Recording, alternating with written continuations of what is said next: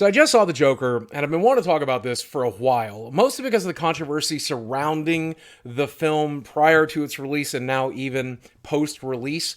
I do want to talk about the movie as well and give it a review, but before I start talking about review stuff, that's going to come towards the end of the video. I will focus on the non-spoiler stuff first, and I will warn you before we get into spoilers, promise. But if you were paying attention to this movie's launch, this movie is basically the antithesis of Ghostbusters 2016, and now post-launch it's exactly like that. If you don't love this movie, a lot of people are going to hate on you the same way that if you didn't properly hate Ghostbusters 2016, people were going to hate on you for not having the same opinion. So that's just really weird. I don't understand why we all have to like or hate any particular movie.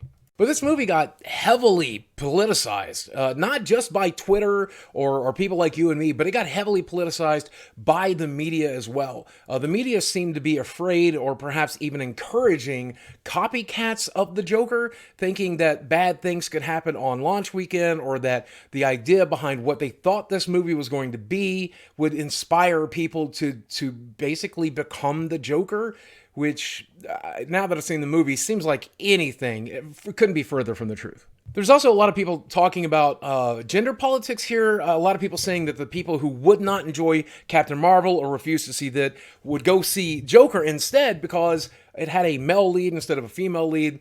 I saw both movies. I think The Joker is a very good movie. I thought Captain Marvel was subpar. If you didn't see, I thought Captain Marvel was fine, but the reality of it is it's just kind of, I don't know, the Marvel Cinematic Universe version of Superman, and Superman is just always boring. So, of course, Captain Marvel was boring, and then they made it about gender politics, which is always just not welcome to me. And once you see The Joker, you'll realize it has nothing to do with gender politics. A lot of people also made it race-related as well for some reason, but here's the thing. The Joker happens to be white, but it really doesn't really play into the character or play into the film at all whatsoever, and I find that really a really bizarre logic jump for these people to try to get at. I'll also go as far as to say that if you took away the Joker part of this movie and made this movie about a disenfranchised person of color, the same people that damn this movie for starring a white guy would celebrate this movie for that character for doing exactly the same things the Joker does in this film. I really do feel that way. So ignore all of that stuff. Ignore all the politics because it has nothing to do with this movie. Once you see it, you'll understand. And because of that, I don't want to spend too much more time talking about the politics of it, but here's what I do want to say. The reason I'm talking about the politics of it is so that I can say, once again, the politics of it just doesn't matter. It's a movie. It's a superhero film. And when I walked out of it, I felt maybe it was a little pretentious because it wanted to be more than a superhero film starring a villain. In reality, now that I've sat on it for about 24 hours, I think it does. I think it deserves to be a little more pretentious because it's a much bigger film than just a Joker origin film. So we're about to breach into spoiler territory. I'm going to warn you now. I do think you should go see this film. I think it's very good. I saw it on IMAX. I think it's definitely worth the theater experience. And a lot of people are going to be talking about this movie. So if you don't want spoilers, you probably should see it opening weekend. There's a lot of stuff in this movie that could be potentially spoiled for you.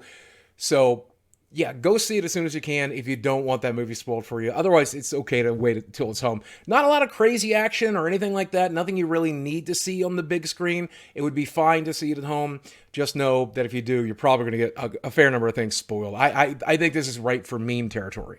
So dipping a little bit into spoilers here, I want to say that this movie is clearly heavily inspired by some really fantastic movies, probably most notably Taxi Driver. And I think the casting of Robert De Niro as one of the supporting cast in this film is not a mistake. I think you're supposed to draw parallels to Taxi Driver because Robert De Niro is in this film. I also suspected, based on the trailers, that this would be very similar to a movie from the late 80s, early 90s called Falling Down, about a everyday guy who just kind of loses his mind and starts fighting back against the trash in the city. Very similar to, I would imagine, even the Death Wish films from the 60s and 70s. That's definitely not the case. That's what I thought going in. It's got some parallels to it, but definitely a different message and a different lesson.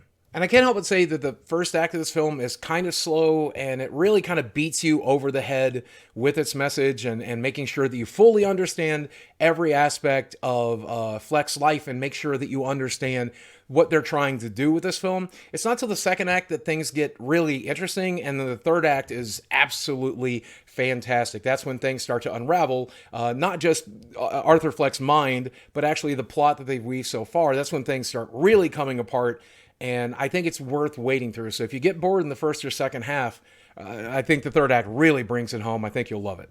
And Joaquin Phoenix is fantastic in this film. And I will warn you before I really dive into spoilers now, this is a disturbing film. I felt very uncomfortable watching this entire thing, often smiling awkwardly or cringing in my seat because of the things that were happening on screen were just so horribly uncomfortable. And Joaquin Phoenix is the perfect casting for that because the guy is pretty much nuts. So now I'm going to get into real spoilers. So I think you should stop the video here. You should go see the movie, then come back and watch this. So now that we're in spoilers, let me say that when it comes to the politics of this film, it was so funny seeing so many people on the liberal left railing against this movie, thinking it's going to be some sort of like alt-right symbol of misery. I don't know.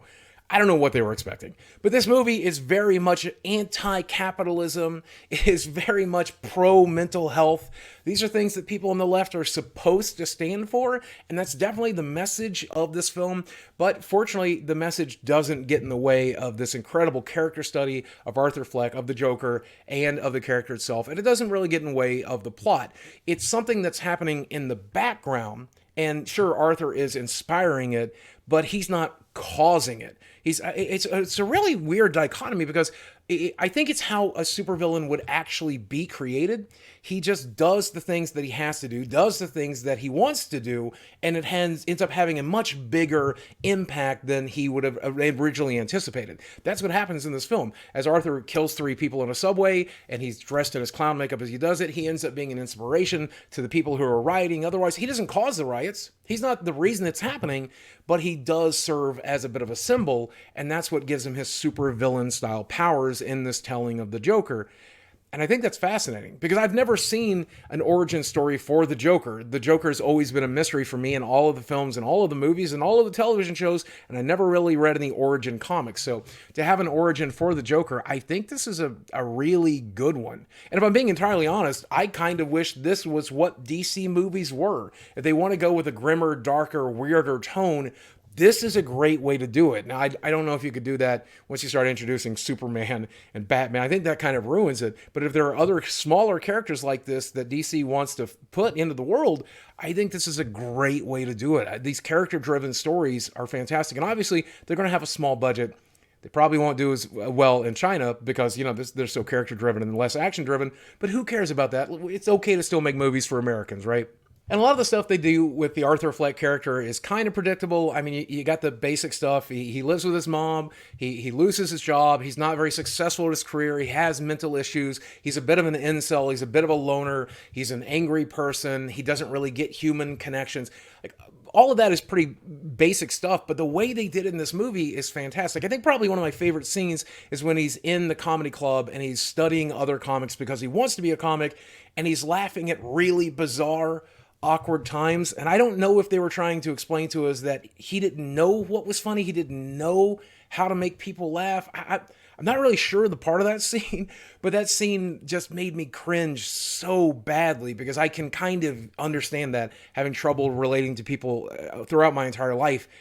It's never been that bad, but I could relate to it. I think anybody can relate to it. And it was, very disturbing. And don't get me wrong, I mean, the kill scenes, the murder scenes were brutal, and they felt realistic, and just, I mean, they were awful. But there was much more disturbing stuff like that in this movie, like bathing his mother. That was just so bizarre and disturbing. So many scenes like that I found far more disturbing than the stuff I think I was supposed to find disturbing. I mean, every scene of this movie is just well filmed, well scripted, well acted, and just brutally weird. It does definitely give you that Taxi Driver feel. And as I mentioned earlier, as the story begins to unfold and unravel, you begin to realize a lot of the things you've seen in the movie up to this point aren't actually true because you're seeing it through Arthur Fleck's eyes. The big note from the director to you is the fact that the girlfriend who's with him throughout the entire movie is not actually with him, and that was all delusion. And that actually gives me a theory. You may not agree with this theory, but this is my theory.